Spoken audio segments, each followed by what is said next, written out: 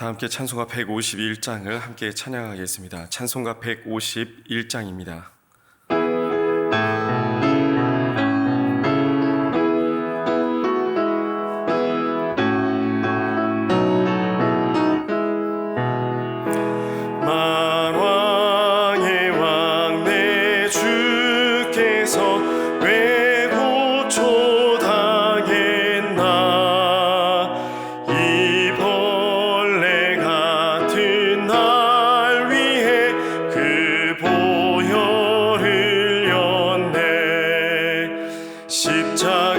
십자가 내가 처음 볼 때에 나의 맘에 큰 고통 사라져 오늘 믿고서 내 눈 밝았네 참 내 기쁨 영원하도다 주 십자가 못 박힘은 속죄함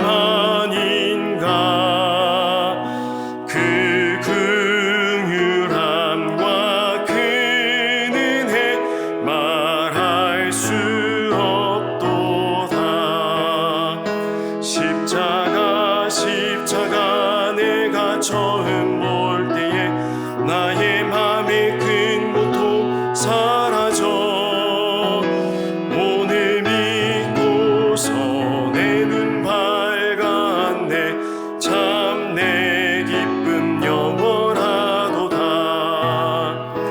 늘 울어도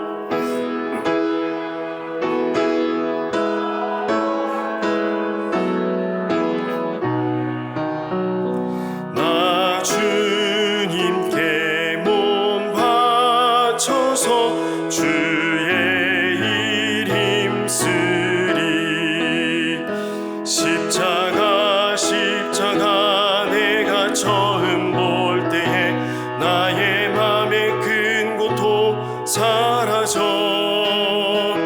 오늘 믿고서 내 눈 밝았네 참 내 기쁨 영원하도다. 아멘. 함께 기도할 때 오늘도 우리를 부르시고 깨워주신 하나님께 감사의 기도를 드리겠습니다. 두 번째로 교회를 위해서 기도하실 때 특별히 기도 주간 중에 계시는 우리 박규성 위임 목사님 위해서 기도해 주시 바랍니다. 목사님 영적 충전하고 돌아오셔서 하나님의 일을 더 잘 감당하실 수 있도록 목사님의 여유간의 강건함을 위해서 기도하시 바랍니다. 마지막으로 오늘 이 새벽의 시간 우리의 마음과 생각이 온전히 하나님을 향할 수 있도록 여러분의 마음과 생각을 놓고 함께 기도하며 나아가겠습니다.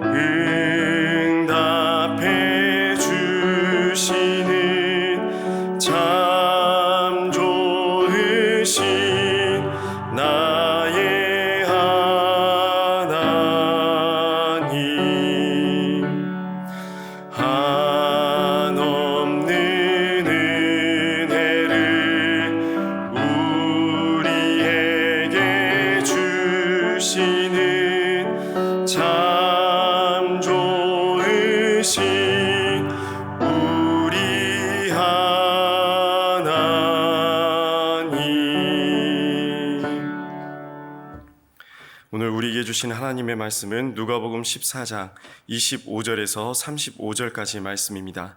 누가복음 14장 25절에서 35절까지 말씀을 한 절씩 교독하겠습니다. 제가 먼저 25절 말씀을 읽겠습니다. 수많은 무리가 함께 갈새 예수께서 돌이키사 이르시되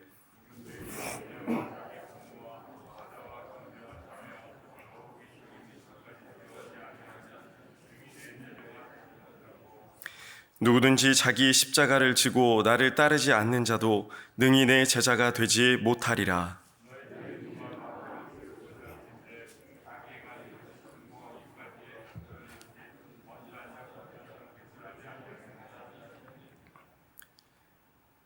그렇게 아니하여 그 기초만 쌓고 능히 이루지 못하면 보는 자가 다 비웃어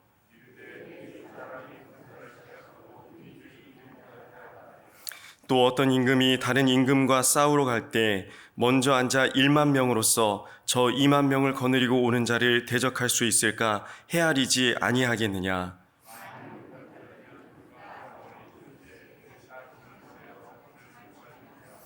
이와 같이 너희 중에 누구든지 자기의 모든 소유를 버리지 아니하면 능히 내 제자가 되지 못하리라.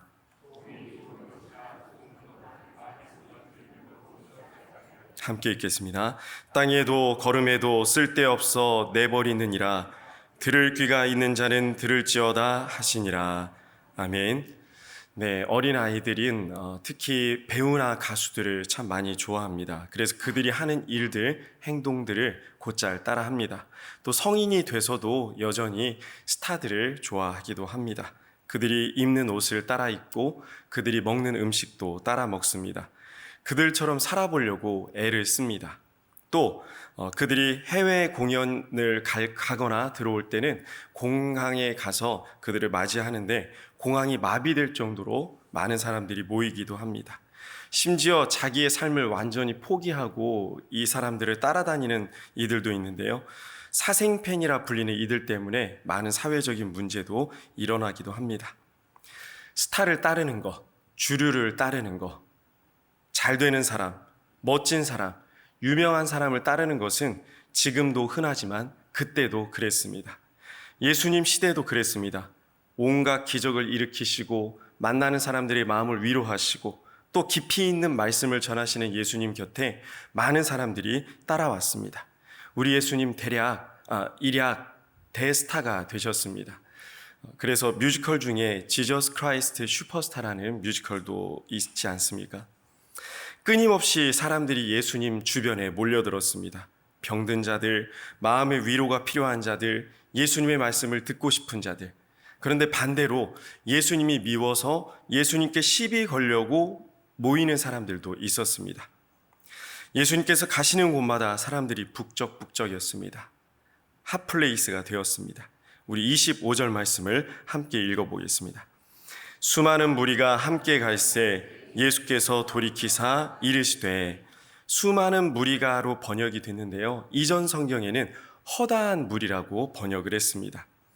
일일이 셀 수 없을 만큼 많은 사람들이 예수님을 따라왔다는 이야기입니다. 그런데 예수님께서 그 무리들과 함께 하시다가 갑자기 돌이키셨습니다. 돌아가셨습니다. 멈추셨다는 이야기입니다. 걸음도 사역도 멈추셨습니다.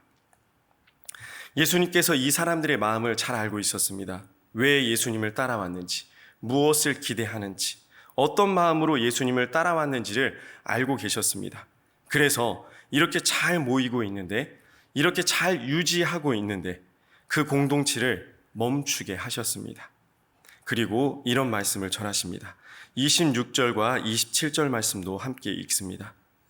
물은 내게 오는 자가 자기 부모와 처자와 형제와 자매와 더욱이 자기 목숨까지 미워하지 아니하면 물은 내 제자가 되지 못하고 누구든지 자기 십자가를 지고 나를 따르지 않는 자도 능히 내 제자가 되지 못하리라. 저는 어렸을 때 이 말씀을 듣고 이래서 우리 아버지가 우리 가족을 미워해서 집에 들어오시지 않고 항상 교회에 계시는구나 라고 생각이 들 때가 있었습니다. 참 씁쓸했었습니다. 그런데 미워하다라고 번역된 헬라어 미세이는 그냥 덮어놓고 미워하고 싫어하라는 이야기가 아닙니다. 그 당시에 이 미세이라는 헬라어는 과장법적인 용법으로 사용됐던 단어로 그 속뜻은 덜 사랑하다라는 의미가 있습니다. 그러니까 이것은 우선순위에 대한 이야기입니다. 미워하고 싫어하고 멀리하라는 말이 아니라 예수님께 우선순위를 두라는 이야기입니다. 하나님의 영광을 위해 산다는 우리에게 가장 우선시 돼야 되는 것은 우리 하나님입니다.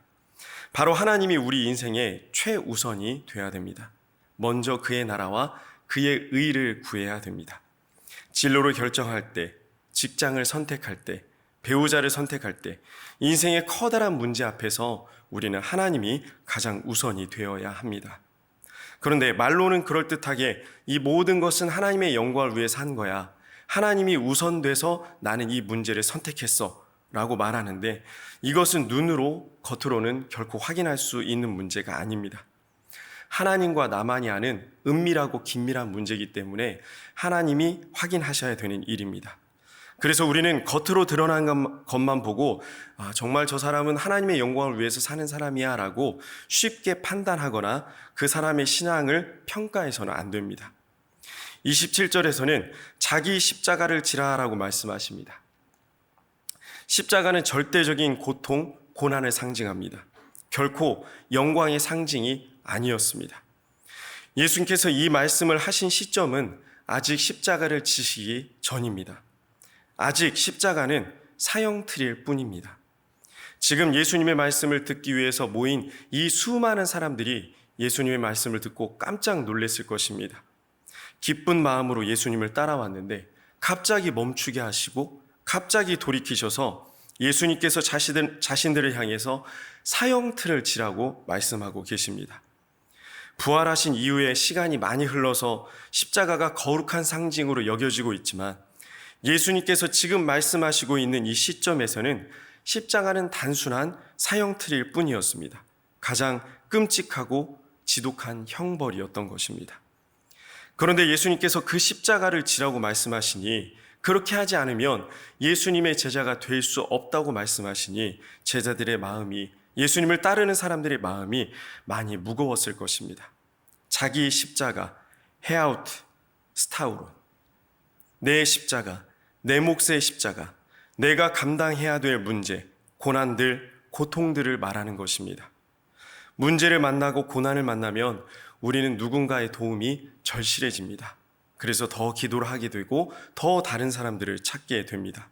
스스로 자기 힘으로 헤쳐나갈 수 있는 경우도 있지만 어떤 형태로든지 어떤 모습으로든지 우리는 독자적으로 그 문제를 해결하기 어렵습니다. 내가 원하든 원하지 않든 물질적인 도움, 심적인 도움, 또 영적인 도움을 받게 됩니다. 문제를, 고난을, 환난을 만났는데 그 십자가를 네 거라고, 네가 지라고 얘기하면 그 어떤 누가 이 이야기를 듣고 유쾌할 수 있겠습니까? 이제 십자가를 져야 되는 때가 가까이 오셨습니다. 우리 예수님께서 제자들에게 이 환난 가운데 신앙을 지킬 수 있는 성숙한 믿음을 갖도록 미리 대비하라고 여러 번 말씀해 주셨습니다. 자기 십자가를 지라는 말씀을 하시고 곧이어 세 가지 비유를 말씀해 주시는데요. 이 세 가지 비유를 살펴보도록 하겠습니다. 첫 번째 비유는 망대를 세우는 자의 비유, 두 번째 비유는 전쟁에 참가하는 왕의 비유, 세 번째 비유는 맛있는 소금에 대한 비유입니다. 이 비유는 당시 사람들의 머릿속에 아마 쏙쏙 들어왔을 것입니다. 예수님께서는 사람들과 동떨어진 말씀을 하신 것이 아닙니다. 이해할 수 없고 알아듣기 어려운 말씀을 하신 것이 아닙니다. 당시 시대상을 잘 반영하셔서 자기 몫의 십자가가 과연 무엇인지 잘 설명해 주셨습니다. 첫 번째 비유, 망대를 세우는 자의 비유는 28절과 38절에서 말씀을 전하고 계십니다. 제가 읽어드리겠습니다. 너희 중에 누가 망대를 세우고자 할진대 자기의 가진 것이 준공하기까지에 족할지는 먼저 앉아 그 비용을 계산하지 아니하겠느냐.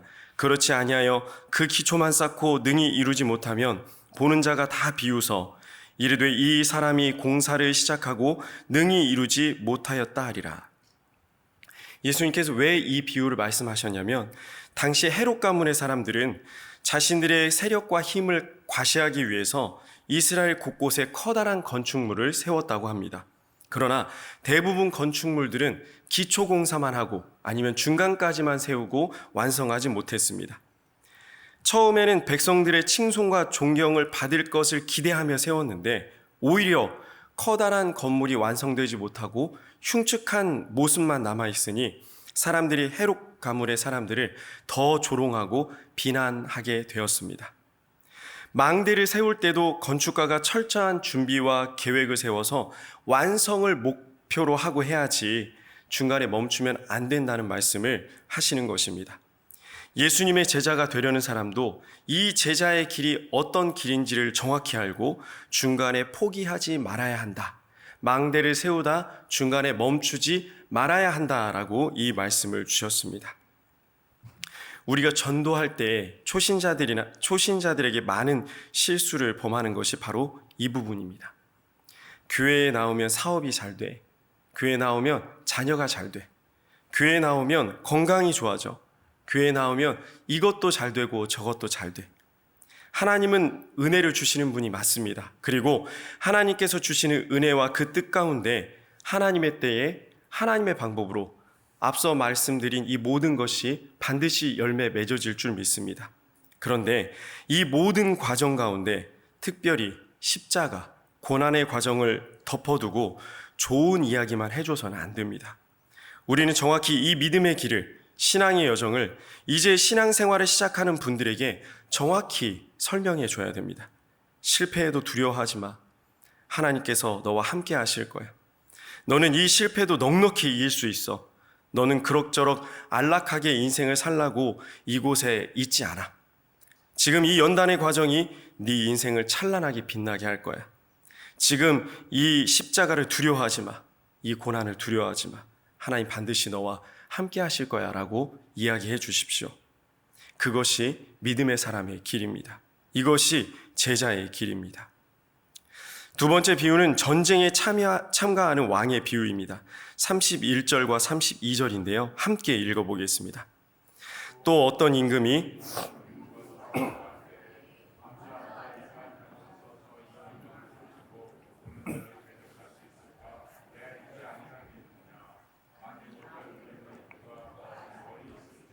사신을 보내어 화친을 청할지니라. 이 비유 또한 당시 이스라엘 시대상을 잘 반영하고 있는 비유입니다. 당시 분봉 왕이었던 헤롯 안티바스는 헤로디아와 결혼하기 위해서 원래 부인이었던 아라비아 왕 아레타스의 딸과 이혼을 했습니다. 그래서 아라비아 왕이 화가 나서 전쟁이 벌어졌고 헤롯이 대패를 하게 됩니다. 이스라엘 사람들이 이 일을 잘 알고 있었습니다. 이 비유는 전쟁을 앞둔 왕이 사전에 치밀한 계획을 세워 전쟁에 임해야 되는데 헤롯 안티바스는 그저 여자의 눈이 멀어서 이스라엘의 군세도 제대로 파악하지 못하고 이스라엘 군대보다 훨씬 더 많은 군대를 가지고 있는 아라비아와 싸워서 진 일을 이야기하고 있습니다. 영적 전쟁에 임하는 예수님의 제자들도 이렇게 준비해야 된다는 이야기입니다. 아무런 준비도 없이 사단의 권세에 대항한다면 우리는 조그만한 시련과 어려움이 다가왔을 때 쉽게 포기합니다. 조그만한 고통이 왔을 때, 갈등이 생겼을 때 쉽게 믿음 생활을 멈추어 버립니다.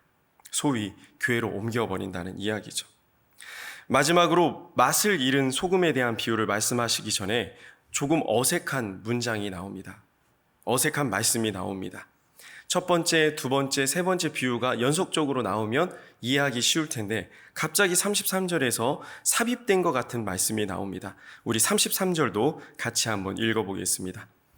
이와 같이 너희 중에 누구든지 자기의 모든 소유를 버리지 아니하면 능히 내 제자가 되지 못하리라. 내가 삶 속에서 예수님의 제자가 되려면, 내가 살아가는 나의 삶 속에서 예수님의 제자가 되려면 내 소유를 버려야 된다라고 말씀하시는데요. 이 말씀은 앞서서 말씀한 모든 예수님께서 말씀하신 제자의 삶이 이런 각오가 없으면 할 수 없다라는 것을 말씀하시면서 마지막으로 세 번째 비유를 말씀하시기 전에 분위기를 환기시키고 있습니다. 다시 한번 결단하라는 이야기입니다. 다시 한번 마음을 다잡으라고 33절 말씀을 주신 것입니다. 마지막 33절 이후에 맛이름 소금의 비유를 말씀해 주시는데요. 다시 한번 세상을 등지고 사는 제자가 아닌 세상 속에서 사는 제자에 대한 삶을 말씀해 주시고 계십니다. 가족을 버리고 이웃을 버리고 무시하라는 말씀이 아니라는 것을, 미워하다라는 말씀이 그저 미워하고 멀리하라는 말씀이 아닌 우선순위에 대한 말씀이라는 것을 이것을 통해서 보여주고 계십니다. 고대 근동 지역에서 소금은 굉장히 귀한 것이었습니다. 소금이 없이는 도무지 음식의 맛을 낼 수가 없습니다. 밍밍한 국이, 밍밍한 사골국이 소금 몇 스푼으로 굉장히 맛있게 변하는 것을 우리는 경험을 합니다. 항암 치료를 하시는 분들이 어려움을 겪는 중에 가장 큰 어려움이 이 소금을 드시지 못해서 스트레스를 겪는다고 합니다. 방사선 치료도 잘 받고 겪어내고 또 머리가 빠지고 하는 일들도 잘 참았는데 그동안 먹었던 음식에서 전혀 맛이 나지 않으니 참 이것에서 큰 고통을 겪는다고 하십니다. 예수님께서 특별히 소금이 맛을 잃게 되는 것에 대해서 말씀하십니다. 우리가 소금의 삶을 사는 것은 내가 사는 삶의 자리에서 맛을 내는 것입니다. 나에게 주어진 삶의 자리에서 기쁨의 맛, 그리스도인의 맛을 내는 것입니다. 우리가 우리에게 주어진 삶의 자리에서 그리스도인으로 그 맛과 멋을 내는 삶을 살아가는 것이 바로 제자의 삶입니다. 예수 믿는 사람이 있는 곳에 기대가 있습니다. 아니, 있었습니다. 이전에는 예수 믿는 사람들이 무언가 다르다고 칭찬을 많이 받았습니다. 야, 저 사람 예수 믿는구나. 야, 저 사람 교회 다니는구나. 고대 로마는 성적으로 굉장히 타락했습니다.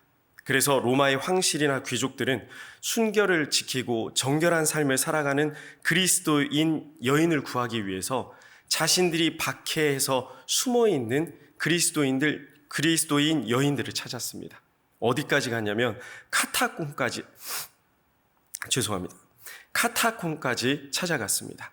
그래서 이 지하 묘실에 숨어있는 그리스도인 여인들을 구해서 자신들의 아들과 결혼까지 시켰습니다. 그런데 지금은 그리스도인들이 그 맛을 잃었습니다. 이제 그 맛을 잃어서 35절 말씀처럼 조롱받고 멸시받기까지 합니다. 예수 믿는 사람들 별거 없다고, 오히려 안 믿는 사람들보다 더하다고 비아냥거리는 소리가 지금 들려옵니다. 지금의 이 모습을 예수님께서 이미 아시고 오늘 이 본문 말씀을 우리에게 주셨다고 생각합니다. 맛을 잃어버린 소금 같은 그리스도인, 오늘 우리의 모습이 한국교회의 모습이 아닌지 돌아봅니다. 제자의 삶은 멀리 있지 않습니다. 교회 안에만 있지 않습니다. 우리에게 주어진 내 삶의 자리에 있다고 오늘 예수님께서 당시 예수님을 따라오는 사람들을 돌아보시며 말씀하고 계십니다. 듣기 쉽게, 이해하기 쉽게, 알아듣기 쉽게 비유로 설명해 주셨습니다. 예수님의 안타까운 마음이 느껴지십니까? 얼마나 못 알아들으며 얼마나 앞으로 그리스도인의 삶을, 제자의 삶을 살지 못할 것을 미리 아셨으니 이렇게 비유로까지 설명해 주고 계십니다. 제자의 삶을 살고 계십니까? 지금 이 어려움이 벗어나면, 지금 이 문제를 해결하고 나면, 중요한 프로젝트가 끝나고 나면 제자의 삶을 사시겠습니까? 애들 시집장가 보내고 나서 손주들 다 커서 대학 가고 나면 그때 제자의 삶을 사시겠습니까? 참 어른들께 외람된 말씀이지만 그 결단 몇 년 하셨습니까? 50살 돼서부터? 80이 돼서부터? 90이 돼서부터? 아닙니다. 지금 바쁜 이때, 지금 중요한 일을 준비하고 있는 이때, 지금 사업을 하고 있는 이때, 바로 지금, 바로 이 시간, 바로 이곳이 우리가 제자로 살아가야 될 곳, 제자로 살아가야 될 시간인 줄 믿습니다. 사랑하는 승리의 성도 여러분, 여러분은 지금 제자의 삶을 살고 계십니까? 살아오셨는데 인생의 말년이 돼서 이제는 조금 내려놓으셨습니까? 부디 오늘 지금 이 시간 이곳에서 내 몫의 십자가를 지시고 예수님의 제자가 되어 예수님과 1분 1초까지도 동행하고 예수님의 선하신 인도하심 가운데 참 평안과 기쁨과 소망을 넘치도록 누리는 인생을 사시기를 간절히 소망합니다. 우리 함께 기도하겠습니다. 사랑이 많으신 아버지 하나님, 은혜에 감사를 드립니다. 오늘도 우리를 새벽 기도에 불러주셔서 하나님 앞에 나와 엎드릴 수 있게 하심에 감사를 드립니다. 오늘도 엎드려 하려는 이 모든 기도가 하나님 앞에 상달되게 하시고 응답의 열매를 맛보게 하여 주시옵소서. 나에게 주어진 인생의 십자가를 담대히 지고 넉넉히 이기는 삶을 살 수 있도록 믿음과 힘과 용기도 함께 허락하여 주시옵소서. 지금은 우리 구주 예수님의 은혜와 우리 하나님의 극진하신 사랑하심과 성령님의 감동, 감화, 교통, 위로 충만하심이 나에게 주어진 십자가를 담대히 지고 예수님의 제자로 살기로 결단하는 승리의 모든 성도님들 머리 위에, 우리의 가정과 직장과 사업장, 자녀들 앞날 위에 이제로부터 영원토록 함께 하시기를 간절히 축원하옵나이다. 아멘. 이어서 기도하실 때 오늘 말씀을 기억하면서 기도하시기 바랍니다. 제자의 삶을 사는 것이 고통과 슬픔만 있는 삶이 아닌 은혜와 기쁨이 있는 삶임을 알게 하시고 하나님께만 영광 올려드리는 겸손한 하나님의 제자가, 예수님의 제자가 될 수 있도록 믿음과 힘을 달라고 기도하시기 바랍니다. 두 번째로 기도 주간 중에 계시는 위임 목사님을 위해 기도하시고, 마지막으로 각자 가지고 나오신 간절한 기도의 제목을 놓고 계속해서 합심해서 기도하겠습니다.